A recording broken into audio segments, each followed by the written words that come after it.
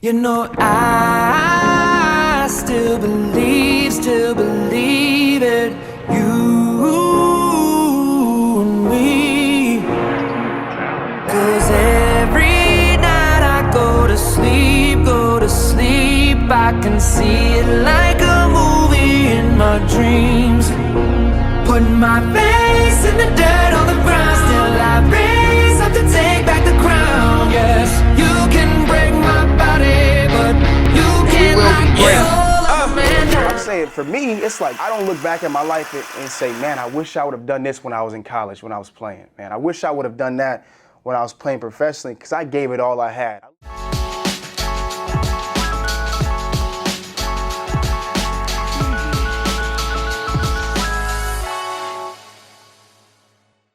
Yeah, it was fun. He made his first shot today, though, which is dope. But the thing was, bro, last week I missed his first game. That's why I told you yesterday when I called you last night. I was like, I can't miss this game. Nah, PK was just at his son's game yesterday. He said packed for some youngins. That's how it be. That's how it be, man. What's going on? What's up? What's up? How you doing, man? Good. How you doing, Coach? I'm great. Good to see you, man. Good to see you. Absolutely. How you been? Good, brother. Good. And I'm gonna be honest with you. My pastor told me, the teams was doing really good. Yeah. I was like, oh, that's what's up. He didn't tell me I was doing what y'all doing right now, though. Are you still living in Charleston? Yeah, I live in North Charleston. Yeah, for sure. Yeah, bro. I'm good. I'm here. You're living in Charleston. You must be under a rock if you don't know what's going on in college. I'm in and out. In and out. In your line of work, you travel constantly. About 15 days a month, yeah. Really? So half the time. For sure. What's up, bro? How you doing? Nice to meet you too, man. He's like a Don. He's famous. Yeah. Nah, famous. Our coach. Reds. That's your team. That's your team, the Reds. Reds and Bengals. Big one tomorrow for the Bengals. I know. Y'all got this pitcher named Hunter Green with the Reds. You know who that is? Throws like 100. 104. Yeah, I hit against him too. No way. Hit one off the wall against him. It's my claim to fame. Is this in the minor leagues? Yeah. He's their first rounder that year. Yeah. Where were you at the time? Where were you playing? I was playing against him. I think he was playing in Dayton. Mm-hmm. Who were you with? I was with South Bend Cubs. Okay. Single A. Is it just straight gas?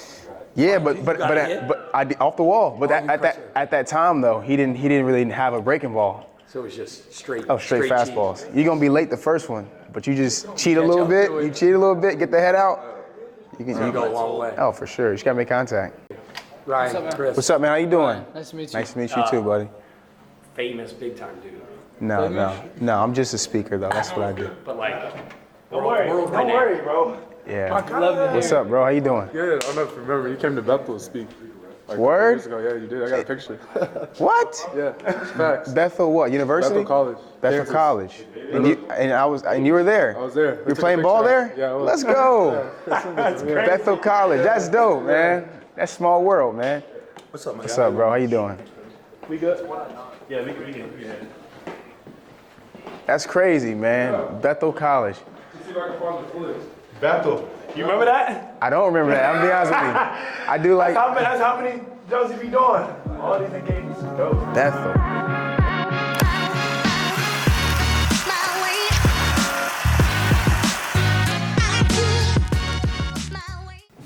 To it. Yeah. Yeah. Man, quick intro. I met Chris actually a long time ago. I was something that I actually prayed for. He had no clue. I remember seeing him on LinkedIn during COVID, and I saw a story. I saw what he's about, and I was like, man, I want to meet him. This is the type of dude that I want to meet. I want to get a chance to talk to, and I got a chance to get lunch with him, and now he's big brother to me. But his story is special for those of you who've heard it in Charleston. It's a tragedy that happened about 2-3 years ago. Almost 8. Almost 8. Yeah. So he has a great story and a phenomenal speaker. And so I'm Chris Singleton, y'all. Yeah. Sweet.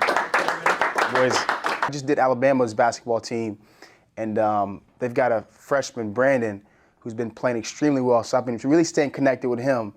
And I have been under a rock a little bit. I knew you guys were doing well, but I didn't know what you guys were doing this well. So I want to applaud you guys so far. But I was looking at my devotional. Now I read the Tony Dungy Uncommon Life devotional, right? That's what I read. And I bought it every guy for the CSU baseball team one. And since we only got 2, 4, 6, 8, 9 guys in here, I can get everybody one of those devotionals in here too, if you don't already have it, because it's phenomenal. That's what I read every single day. But it's cool because today's message, January 28th, was about persevering to the end, right? I think that's no coincidence. Sometimes people think it's a coincidence. My faith don't allow me to believe that. You guys have a good season so far, but you got to persevere to the end. And so the verse comes from 2 Timothy chapter 4, verses 7 through 8. And basically, when I immediately thought of this verse, I started thinking, okay, we always hear about, I fought the good fight, I finished the race, right? Even if you're brand new in the church, you hear that saying all the time. Fought the good fight, finished the race. And so verse 7 says, I have fought the good fight, I have finished the race, I have kept the faith. Henceforth there is laid up for me the crown of righteousness, which the Lord, the righteous judge, will award to me on that day. And not only to me, but to all who have loved his appearing. And so again, I have fought the good fight, I have finished the race. And the way that Tony Dungy broke it down was, he said in sports, and a lot of times when teams are winning in football, he said the second half, they'll switch up their whole defense. And they'll go just, what do they call it? They call it like, I know it's like, I don't know if it's cover 4 or what. All the DBs are backing up. They're saying, you know what, we're just going to protect the house. And next thing you know, they're marching down the field. Boom, boom, boom, boom. They score 2, 3 touchdowns in a row. You got a game again.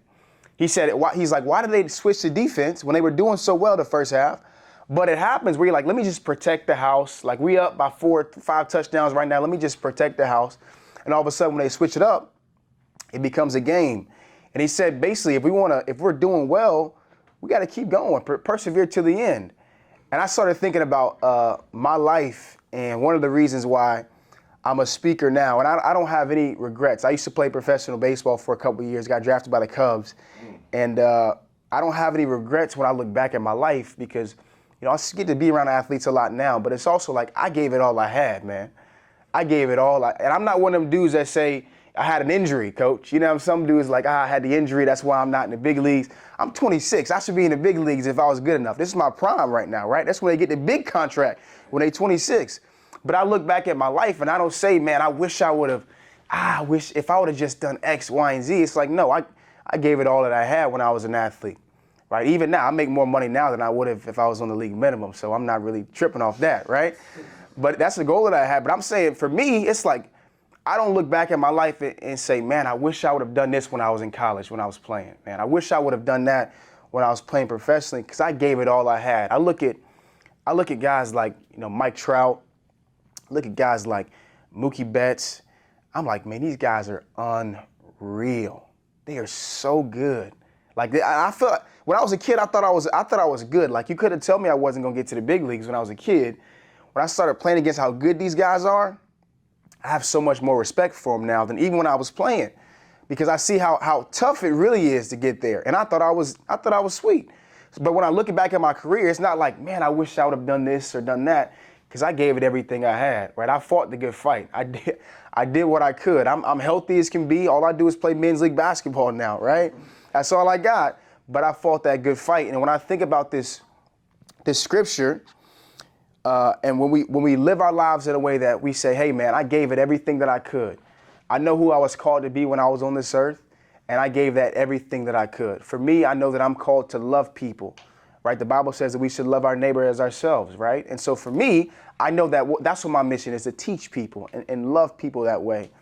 And so when I finish the race, and my faith allows me to believe that I will get to heaven one day, right? And when I finish this race and I get there, I hope God looks at me. He says, man, Chris, you did what I called you to do. You weren't perfect by any means. There's only one perfect man that walked, and he got killed for that, right? So I'm not perfect, but my faith allows me to believe I did everything that I could. I fought the good fight, and I finished the race. Now, my challenge to you guys, this is my challenge that I have for you. So I started thinking about, you got it? Let's go. Yes, sir. During COVID, man. Let's go. Send me, text me that, bro. A year ago. Yeah, I remember. In Kansas? That's what's in Kansas? January 18th. So you did like an MLK thing for us. Let's go. Yeah. That's dope, man. Small world. Small world. Is this a before picture? Dark Skin Brothers. Dark Skin Kings. Yes, sir. Wakanda, baby. Yes, sir. That's dope, man. Appreciate you, man. So this your first year out here, though? Yeah, for sure. First and last year. So you're fifth I year? graduated there and I came here. COVID gave me another year. Yeah, bro. Anyway, watch out. You got kids? You got kids for real or no? Nah, he's bad. Anybody on the team got kids or no? We got one on the way. You got one on the way? Let's go, baby. Let's go.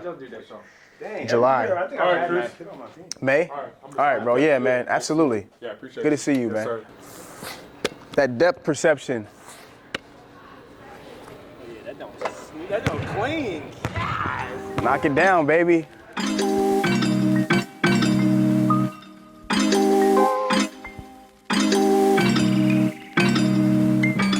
All right, man, just finished up giving the chapel for College of Charleston. It was phenomenal. This is literally where I live, the College of Charleston. I'm right next to this cougar right here, staring at me in the face, but it was a lot of fun, man. I got to hang out with the guys, talk about my life a little bit. Make sure you guys like this, comment, subscribe, share it to somebody that you know for more videos in the future. God, love, peace. I think some people get caught up, and even former athletes do this a lot of times. They get caught up about what did happen in their lives and not what they're going to do with the rest of their lives. And so for me, I don't really try to look back on my life, what I did then. It's like, what am I supposed to do now?